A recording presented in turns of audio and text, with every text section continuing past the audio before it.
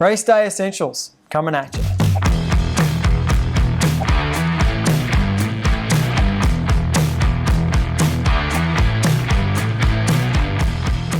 Welcome back to the Power Public YouTube channel. Today's video we're going to be running you through some of the essentials you're going to need on your first day go-karting.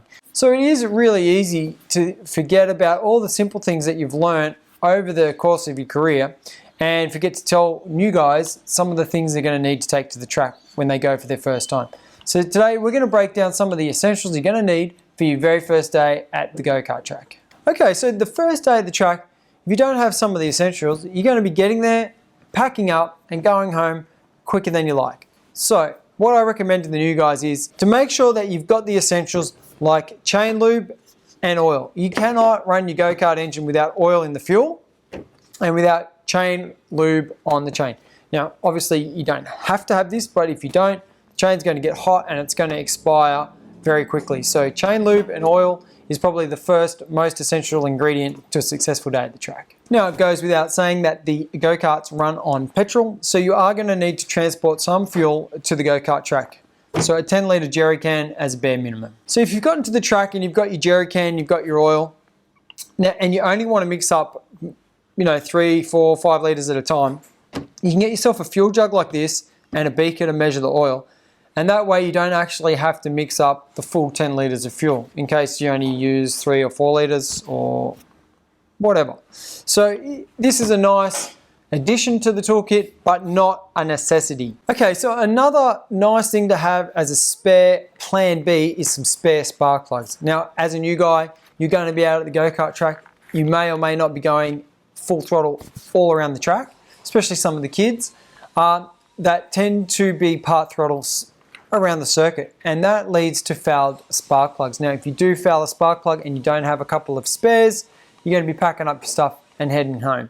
So a nice thing to have is a couple of spare spark plugs in the toolkit. On a side note, talk to your local go-karts shop, supplier, online store, whatever, and get yourself the same heat range spark plugs as what you use in the engines. These are out of a Vortex Mini Rock, but you can get the NGK EIX for your X30 or KA100s.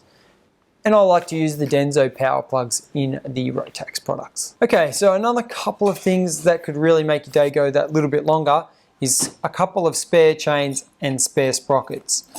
These things have a habit of breaking randomly, so if you've got a couple of spares, it's going to make your first day and obviously other practice days go that little bit longer. And of course, these won't go to waste. They'll always come in handy. So if you've got the means, grab yourself a couple of spare sprockets, maybe one up, one down from the recommended sprocket at your local track, and also to a couple of spare chains. These are non-essentials, but a nice thing to have in the toolkit. They're not hellishly expensive either. That's degreaser, WD-40, and a little bit of carby cleaner. You can also add to that some brake cleaner as well. You can get these at Super Cheap Auto if you want to get like sort of some entry level stuff. Otherwise, you could go up to your go-kart shop and they'll probably have them there too. One of the most critical things for transporting your kart through the pits is the kart trolley. Now, the kart trolleys we use and recommend are the DPE kart trolley. Now, the reason we like to use those is that you can self-load. So if you're a single guy or girl and you're at the track and you can get your kart off your trailer or van, whatever transportation, you can get it onto the kart trolley, then you can get it up and down off the ground with 2 simple steps. So to get the kart off the stand, we just rock it back onto the rear crash bar and then push it up, slide the trolley out of the way. So to get the kart back up off the ground, it's a reversal of the procedure. So with the trolley in easy reach, we're going to lift up the go-kart, slide the trolley in, bringing the whole lot up together.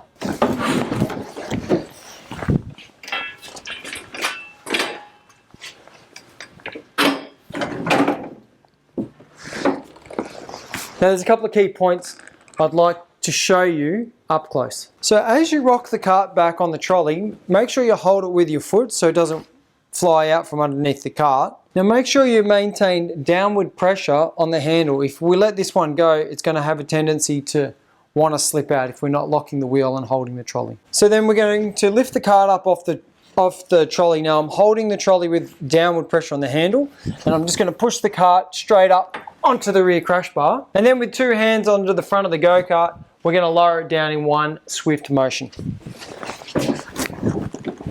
Okay, so now for a quick disclaimer. The go-karts are very heavy, and this is an awkward way to get the carts up and down off the ground.